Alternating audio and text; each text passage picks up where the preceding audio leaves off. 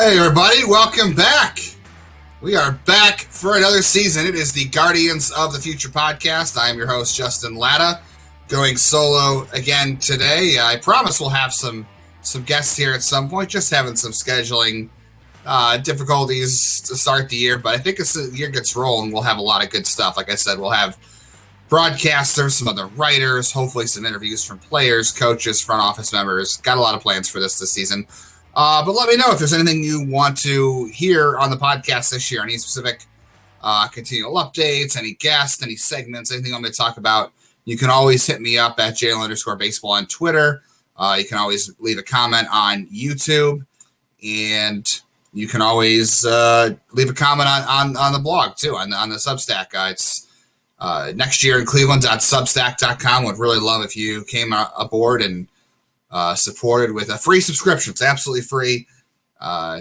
Some in-season coverage, in-person scouting stuff from games might be behind a paywall. I'm still kind of working over that a little bit, but for now, everything's free. We're still kicking and trying to finish the top prospect scouting reports. We're into the 30s. We will not get done by the start of the season. That's a first for me. I do apologize for that, but the thing I said when I started up the new website with the Substack was that I was going to write on my own time. Everybody writing with me was going to write on their own time. And if, life took over and things happened, we would write when we had time. So we're still on that track. It'll get done at some point during the season. We'll still have in-season coverage. We have, I think, two people covering Clippers Media Day this coming week, Tyler Stotsky and Stacey Hannon. Both of, if you've been on listened to the podcast before, or if you have read stuff at Guardians of the Future, the Guardians Baseball Insider, they covered the Clippers for them as well, and Burning for Baseball for Stacey. So they're here for another season of coverage. They'll be doing stuff in Columbus throughout the season. So make sure you're finding them on Twitter. I believe it's T Stotsky SID and Stacey Hannon 1 on Twitter. So look out for that. I'll have hopefully some stuff from Captain's Media Day. Looking for somebody who might be interested in writing in Akron. So if you live in the Akron area and you have a little bit of experience writing about baseball and prospects and you have some interest, let me know. I'll talk to you and see if we can work anything out. If you're interested in getting a credential, should be able to work that out. Let's dive into some stuff though. This is going to be our first podcast in a while, and the season is officially starting for AAA this week. But first, let's talk about the completion of the other big trade of the offseason going into spring training was Will Benson. So we talked previous on this podcast about Justin Boyd being the first part of the return of the Will Benson trade from Cincinnati, their comp round pick last year, who I think he'll start the year in the outfield in Lake County, kind of rotating in. The second piece of that trade is Steven Hajjar. I think it's pronounced Hajjar. I haven't really seen pronunciations yet. I believe it's Hajjar or Hajjar. I don't know. Someone will know. Correct me if I'm wrong. This is an interesting return. Hajjar was a really interesting pitcher at the University of Michigan. He was there during a pretty good run for the Wolverines, a couple of deep College World Series runs, some of the best stuff. One of the best teams in the Big Ten really in a while. Not a ton of great stories out of there, but he was a big lefty who could get it up to 97 with the Wolverines, missed a lot of bats, and his arm slot's really interesting. So he's a really high release point guy, really over the top. Not quite maybe like James Karinchak-ish as far as release, not the mechanics, but the high release point is very similar. And it gives them some unique characteristics on the fastball, some backspin, which really helps.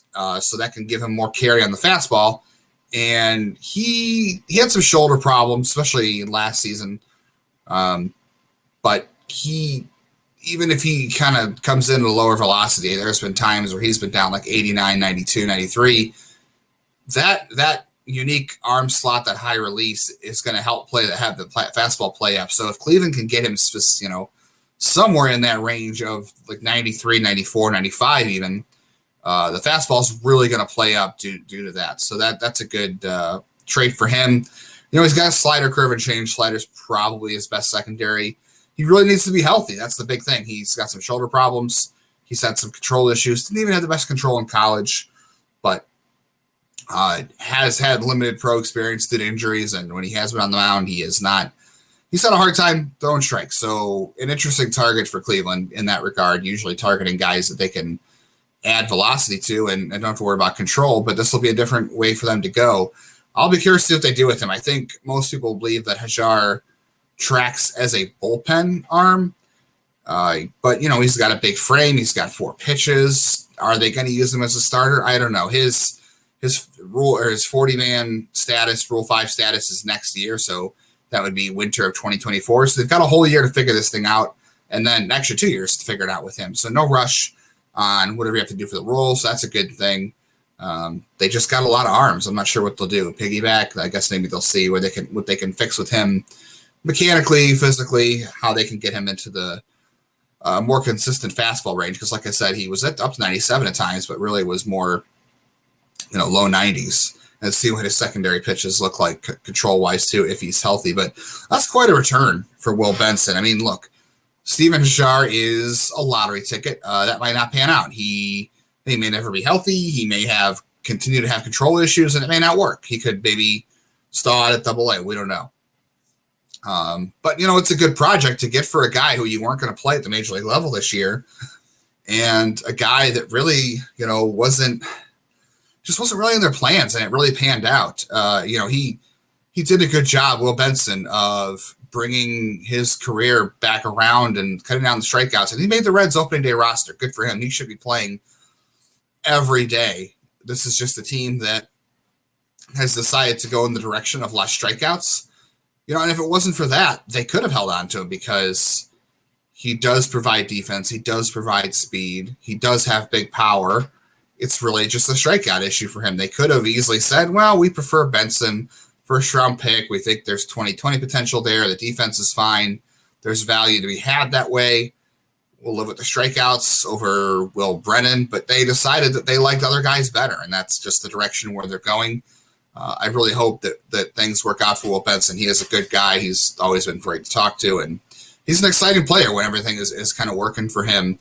And that Reds ballpark should be really good for him. So I'm really rooting for Will Benson. But this is a good deal for Cleveland. I'm not saying, these guys are going to be great players and they ripped off Cincinnati, but this is an interesting return for Will Benson, a former first-round pick. So they kicked the can down the road pretty successfully on guys as far as 40-man status is concerned. They needed to do that desperately. And like I said, Will Benson just wasn't part of their future anymore. So you got one guy in Boyd who should have a pretty decent floor as an outfielder. There's the ability to hit there. There's some speed, defensive versatility. That should be really interesting. There might be some hidden pop there. We'll see. I think there's just a chance for a fourth outfielder there. It may be worse because of the contact and speed skills. And Hajjar, I don't know. To me, I think Hajjar probably is a better fit for the bullpen. It ends up, if all things work out for him, you're hoping he is kind of like a 7th or 8th inning reliever, maybe not dissimilar from Tim Herrin. I mean, Tim Herrin really kind of took a step forward with his control last year, and that's really what made the difference for him, in addition to some of his stuff popping. So the upside is certainly there for Hajjar. I think the floor is good for Boyd. These are really 2 good projects for Cleveland to get their hands on in return for Benson, given, his history and almost not making it to the majors and stalling out, but good for Benson for not, and good for them for giving him an opportunity somewhere else and getting 2 interesting pieces. Like I said, if they never work out, then, that does stink, but they got themselves at least, I think, 2 good chances to get a good return on this, just at different levels. So very interested to see how that plays out. We just talked a little bit about Tim Herrin, and he made the opening day roster. Really excited for Tim Herrin. Good guy. We had him on the Locked On Guardians podcast, so make sure you're listening to that every day, especially as the season ramps up. That's kind of why it's hard for me to do 2 podcasts sometimes is I'm doing that every day. I'm trying to write. I'm trying to have a life and do other stuff, so it's hard for me to fit this podcast in, but I'd like to do it when I can. But we had Tim Herrin on over there. I know Jeff had on Hunter Gaddis last year on his own. 2 good dudes. Really enjoy talking to both of them throughout their minor league careers. I'm excited to see what Tim Herrin can do. He has really big stuff from that left side, and I think he would have made that bullpen whether or not Sam Hentges was hurt or healthy. I think he was just on that track. Good slider, interesting cutter. We'll see how he controls the ball. when he gets up there. But there's big time stuff there. That's a power arm from the left side that's going to pair very nicely with Henches, because I think Henches won't be injured too long, thankfully. Hunter Gaddis, I'm glad for, because he had 2 starts last season that just really didn't go his way, and I think he was kind of forced up before he was ready out of necessity, and he might have been tipping his pitches against the White Sox later. That start against the White Sox, though, it was like he was kind of the sacrificial lamb. It was like, all right, we need someone to pitch today. We just need to get our rotation reset for the next couple of series, and the way they attacked it worked out, because that allowed them to reset their rotation for the rest of the season for the most part. And I think throwing him that day, even though they lost, wasn't ideal because of where they were in the standings. It all worked out in the end, but I think this is a good role for Hunter Gaddis. I am curious to see how it works with him and Eli Morgan out there, because he and Eli Morgan are a little bit similar. Gaddis has more giddy up on the fastball. He can get up to 97. I really am curious to see what he'll do with the fastball in a relief role, because he was getting up to 97 last year as a starter. Can he push that even higher in the bullpen? I don't know. We'll see. It's going to be interesting to see how he can push that and what kind of role they have for him, if it's a multi-inning role or he's just going to go out there and get his feet wet in some easier situations until he can gradually gain some confidence and experience. But because he hasn't really pitched out of the bullpen, that's the thing. Gaddis has really been a starter throughout the minor leagues, and I don't know if it's a long-term thing or a short-term thing based on the Cody Morris injury, things like that. But I'll be curious to see how long this role lasts, how he looks in it. The fastball and changeup combination make him interesting. They really are going to split him and I think Eli Morgan up, because even though he has more fastball than Morgan, his fastball still, even, he's got to control it really well to make it work. And so does Morgan, because he has a lower velocity. I thought Gaddis' slider looked pretty good in spring training from the little video we were able to see. So maybe that could be a good pitch for him out of the bullpen as well. He does have 4 pitches. He does have the fastball, slider, curve, and change, where Morgan has mostly been fastball. I know he's got a cutter, and he's worked on a slider and a change. So I'll be curious to see what that bullpen role does for him, but I think it's a good fit for him, because I don't know if he was fit for the rotation long-term anyway, especially the guys coming behind him. We'll see what they do with Xavier Curry in the future too, but it is time to start thinking about bullpen roles for some of these guys, because let's face it, we know how many starting pitchers they have coming. There's no end to them. All right, throw out a call for questions. So we're going to do some quick questions, and I'm going to give you some prospect predictions for the season ahead before we get out of here. So let's just throw it to all of your questions. Nunzio Izzo, our buddy, would love to hear a review of all the new minor league talent this team has brought aboard since the end of last year. That would be Juan Brito. That would be Ross Carver, Justin Boyd, Steven Hajjar. Yeah, there's been a lot of turnover, I would say, in the prospect rankings. So just who they've brought in over the last year. So, gone from whether it's graduation or trades, other stuff. Freeman has graduated. Nolan Jones was traded. Stephen Kwan has graduated. Richie Palacios has graduated from prospect status. I'm just going through the list of my rankings last year. Tobias Myers, who started the year in the rankings, yikes. Carlos Vargas traded. Oscar Gonzalez, graduated. Will Benson traded. Who else is on? Jose Fermin now was a minor league free agent, moved on. Alex Call, who's in the rankings last year, he was traded. So, and good for him, rightfully so. Nick Enright was in our rankings last year. He is in Miami, still recovering from a form of cancer. We wish him the best. I know his family occasionally listens to the podcast. I've been waiting to hear for his return to baseball all spring long for the Marlins as a Rule 5 pick, and I hope we hear that news soon. So, really pulling for I was pulling for Nick Enright to make that team and pitch well anyway, but obviously I'm pulling for him to get to be cancer free and make the Marlins regardless once he is totally healthy. So all those guys are out, and in is Ross Carver, Juan Brito, Justin Boyd. Steven Hajjar now is on board. I don't know where I'm going to rank Hajjar, but they got Brito for the Nolan Jones trade. They got Carver for Carlos Vargas to clear a roster spot. and they got Boyd in the Benson deal, and now Hajjar. So not a lot of turnover. I mean, they had some graduates, but these are the things. Like, nobody's really talked a lot about Ross Carver, but I think there's some interesting stuff there in his pitches that he could wind up being a kind of a sleeper arm. There's some interesting stuff there, and kind of one of those guys that I think Cleveland targets and does well with. So I haven't really written or said much about Ross Carver myself. I know Matan, who has kind of joined us at Next Year in Cleveland as a prospect guy, he did the scouting profile on Ross Carver, and it was interesting. So I encourage you to take a look at that. I do think there's something interesting there for Carver. So I wouldn't be surprised at all if he ends up having a really good under the radar seasons. I feel like he's flown under the radar a lot so far. I'm excited to see Boyd. Let's move on to the next question. Michael wants to know, are you ready for this Petey Halpin summer? I am.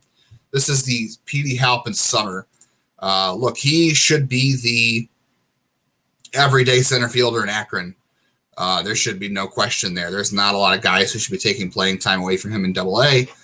He should be playing in center every day, and I'm curious to see what he does. I think he's primed for a breakout season. We saw he got a lot of run in spring training when he was a minor league extra for a couple of days. Tito called him out specifically for having a good day, and he got a game ball and got to play or get to hang out at Major League camp for a day. So he got noticed in spring training. That's a good thing. He's bulked up a little bit. He's changed his stance a little bit. He's closed it up a little more upright. He looks a little like Grady Sizemore with his stance. Very interesting. I am curious to see how he handles Double-A pitching. I think it's going to be a challenge. He did have a lot of struggles to start the season last year, but he got better as the year went on. And I think some of that had to do with all the work he put in throughout the year.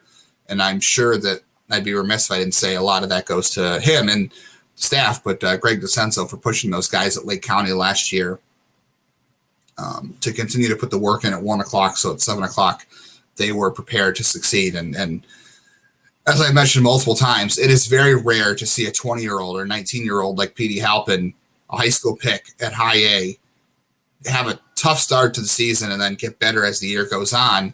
Not an easy thing. I think it says a lot about what the kind of work he put in, and I think that will carry over into Akron in 2023. I hope it does. I don't know. Double-A pitching is tough. It's a big adjustment. I wouldn't be surprised if early on there are some struggles, but I also will not be surprised if he ends up having a good year there. I still think there's a chance he could have a breakout season and he could wind up, I don't want to say top 100 prospect, but I think he could really kind of start to solidify his future a little more. I know a lot of people, some people think that he is more of a fourth outfielder type, fifth outfielder type who can play defense and run a little bit, but obviously a lot of us think there is more there. I do love the defense. I think there's contact ability and speed. But if he gets stronger and he can impact the ball better, that's going to be interesting. He certainly has put the work in. Moving on to Jeff's question. How are they going to find playing time for everyone? That's a broad question. Feels like Leftwich could have been to Akron last year, but everyone's packed like sardines. Who is getting the most reps at second base and shortstop between Lynchburg and Lake County? Ooh, yeah. So, yeah, I think Jack Leftwich and Rodney Boone, Will Dion, Trenton Denholm, Reed Johnson, all of those guys you could have argued should have made Lake County last year to start the year, but the backlog of pitchers didn't allow them to. And that's mostly on age because all those guys were college pitchers and not always ideal to have a 22 or 23-year-old college pitcher start at low A because, they all had great numbers. I don't know if you saw, I'm curious to see if my Reed Johnson infatuation is because he was a little advanced facing low A hitters, or if there's really something there. I think there is something there, but I want to see it against higher levels before I really commit to buying in. But I am interested in him a lot. All those guys could have started at high A and pitched their way to Double-A. Absolutely. That's a tough thing. I'd imagine Leftwich, because he only made it to high A at the end of the year, and he also ended the year with an elbow injury. If he's healthy, I think he'll start at Lake County again, just because it might be a case where Bybee and Williams and Burns and Nikhazy and Davenport and Carver and Mace are all going to Akron to start. maybe even Cantillo. I don't know. I just think he's going to have to start there. And who knows what's going to happen with Hankins. I do hear that Hankins might be hanging back in extended spring training. So we'll see what happens with his situation as well. And then you got guys like Austin Peterson and Dylan DeLucia, Jack Jasiak, who are all college pitcher draft picks from last year who, in theory, should be at high A, but they're probably going to be, straddling that low A, high A line. So we'll see how they figure out pitching. As far as second base, shortstop, so I think it sounds like Juan Brito might end up skipping Lake County. We will see where he ends up. No guarantees, but look, Lake County is going to have Jake Fox and Diane Frias and Yordi's Valdez, I think, is still in their plans for now. There's Tyrese Turner. I think all those guys got to play. And then what do you do with Nate Furman? What do you do with Angel Janau? I think Janau goes to Lynchburg to start just because of the age. Aaron Bracho still exists. I have no idea if they're going to continue to give any run to him. I don't know if they should. Milan Tolentino, he probably goes to Akron, but he didn't look that good in Lake County. Looked like he needs some more time there. So that's the guy who's going to get playing time somewhere as well. I think Angel Martinez ends up in Akron. So, all right, he'll start in Akron again. And then you got Juan Benjamin, who should play a lot in Lynchburg as well. I'm trying to think who else might go to low A. I don't know, Jose Pastrano. There's still Carson Tucker, who we'll get to kind of mess around with. I don't know. There's a lot of unanswered questions, I would say, and it's going to be tough. They're going to have to really. This is why they get guys a lot of playing time at different positions, because not because they just like versatility, because they do, but they just need guys to get at bats because they don't have room for all of them. And that's the best way to get it done.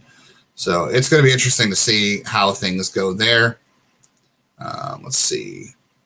Had a couple parter from our buddy Chuck over at him and Zach's podcast. I do a good job over there. Name a sleeper pitching prospect position player that could jump into our top 5 prospect rankings by the end of the year. I'll address that one first. Into the top 5. That is tough. I'll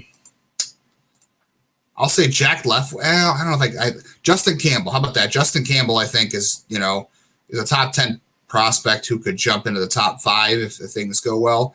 I could say the same thing for Joey Cantillo, though, too. If Joey Cantillo finally has that healthy season, I don't see any reason why he should not be a top 5 prospect. So I would say Campbell or Cantillo.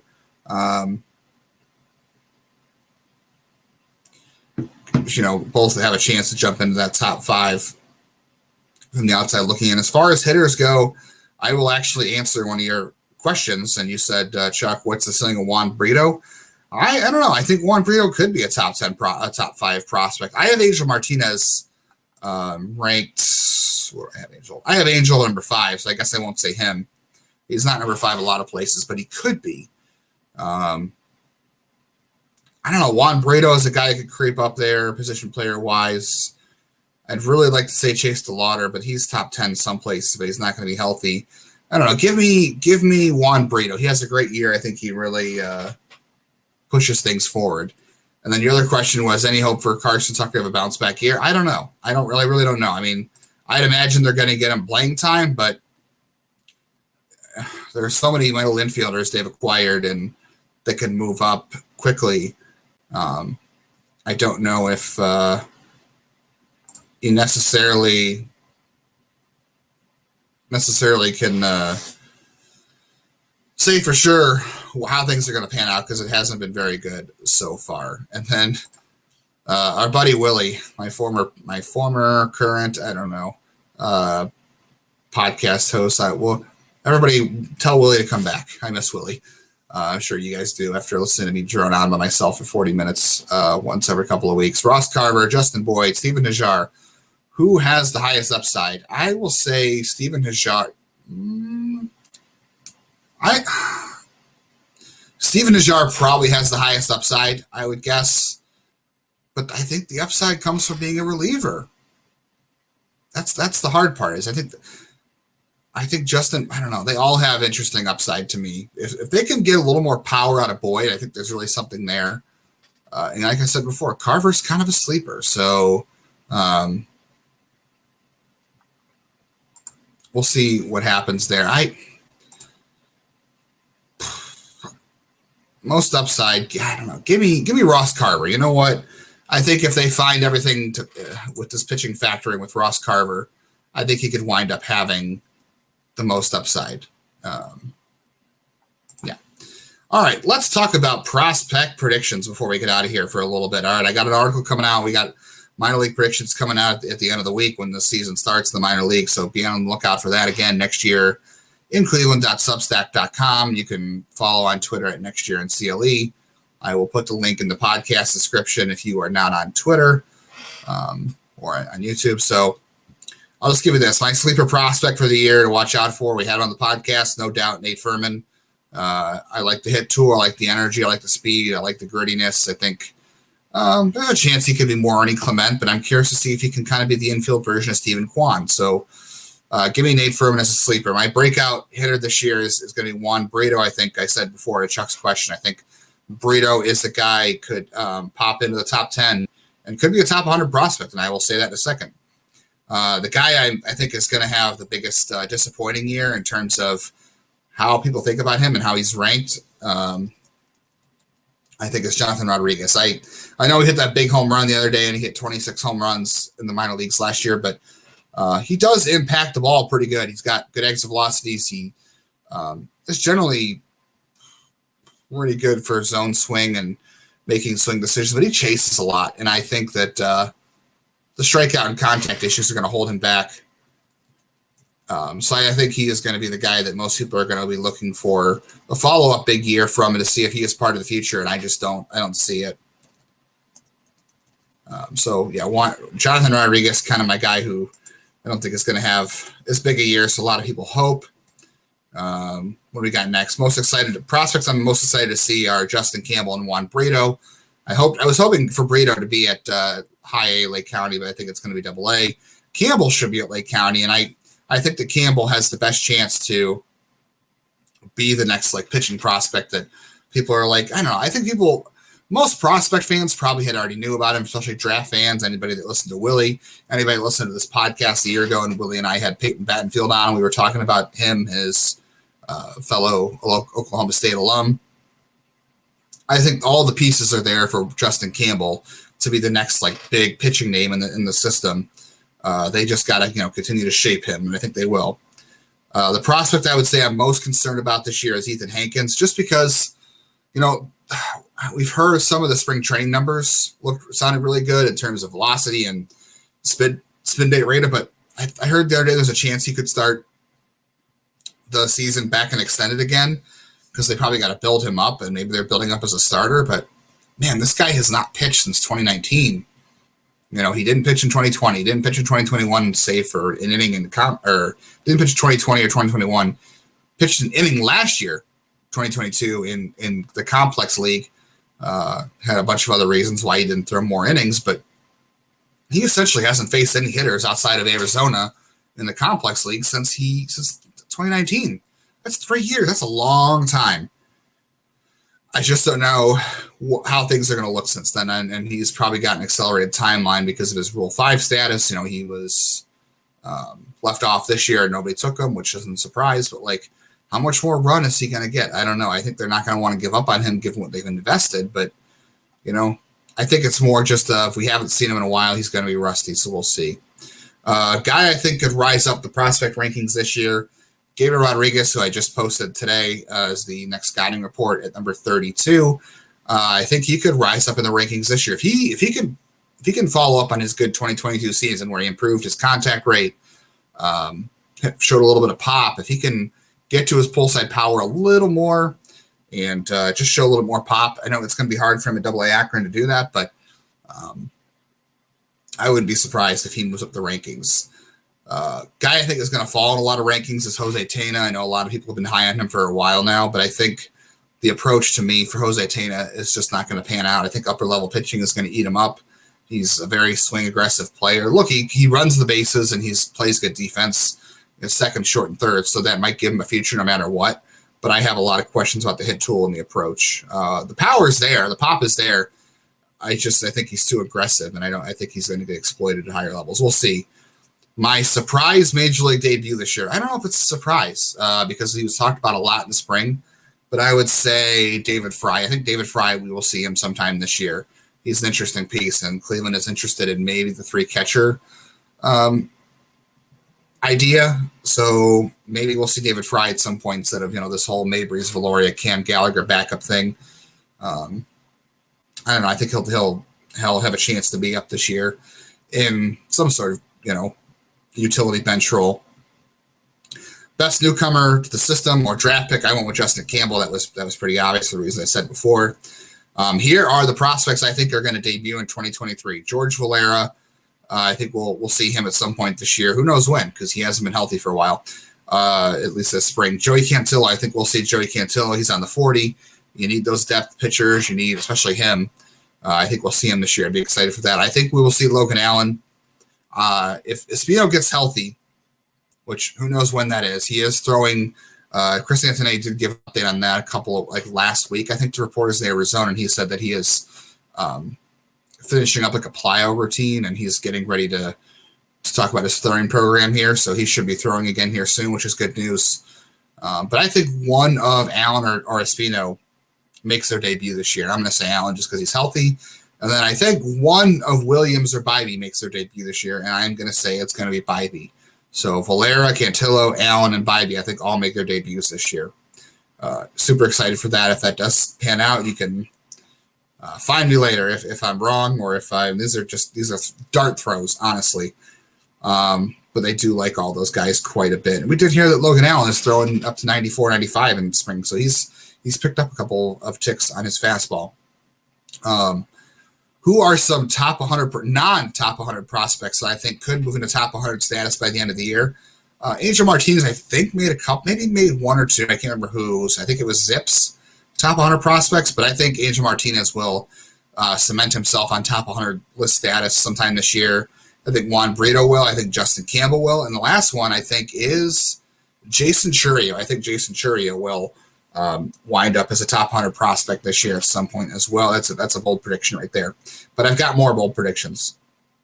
Who do I think is going to be in the 2023 Futures game for the Guardians? So what prospects will be in the MLB Futures game in Seattle during All-Star Week? Tanner Bybee will make it to the Futures game. Gavin Williams will make it to the Futures game. And Angel Martinez will make it to the Futures game in Seattle this year in July. Here are my bold prospect predictions for the season. Tanner Bybee is going to be throwing 100 miles an hour this year. You heard that here first. He will be throwing 100 miles an hour here at some point this year. Don't be shocked when he is hitting triple digits. One of the major infield prospects gets traded this year, whether that's Arias, Freeman, Rocchio, Martinez, maybe Brito. I don't know. One of those guys, I don't know if I consider Tane a part of that group because I said he was going to fall. I guess it could be him if someone really likes him. One of those guys is getting traded this year. I don't know which one, but one of them is getting traded this year. If you listen to Locked On Guardians, I would love it to be, Rocchio for Corbin Burns. I'm all in. And then I will say that for deep cuts fans, Jason Churio makes it to an affiliate in 2023. So I think we will see Jason Churio. I'm hoping at Lynchburg late in the year. That's a bold prediction I think will happen at some point this season. I would really look forward to that. Got all that and more in the upcoming 2023 minor league baseball predictions for the Guardians up on nextyearincleveland.substack.com. I'll have my 2026 lineup prediction as we always go, a couple of years out from the current year to predict the future lineup. It's interesting. You have to read the article to see who else I have in that lineup alongside Jose Ramirez and how I have guys placed. So look for that. Look for more prospect scouting reports. We are going to finish this list off at some point this year. It'll probably be as the season is going on.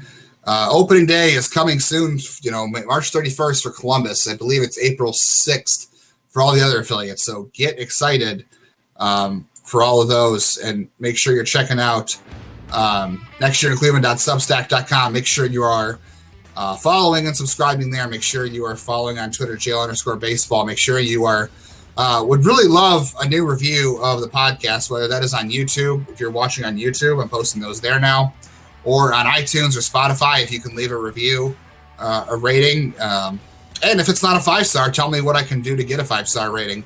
Always want to improve the podcast. Always want to give you guys what you guys are listening for as we continue to help this podcast evolve in kind of a new format.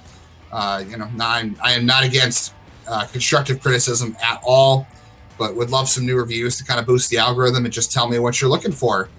So yeah, stay tuned for more podcasts to help they're more regular as the regular season kicks off in minor league baseball. So make sure you are downloading daily, subscribing. Check out Locked On Guardians every day at Locked On Guardians on Twitter and on YouTube and on everywhere you get podcasts. Thanks for listening today. Thanks for all your questions, everybody. It's minor league baseball season. Get excited. Get out to a game. If you're going to be out in an affiliate this year, whether it's Columbus, Lake County, or Akron, hit me up. Let me know if you're going to be there. I'm planning to be around as much as I can this year. Outside of the month of June, I'll be pretty busy. So if you're going to be somewhere, let me know, and I will catch you next time. Thanks for listening.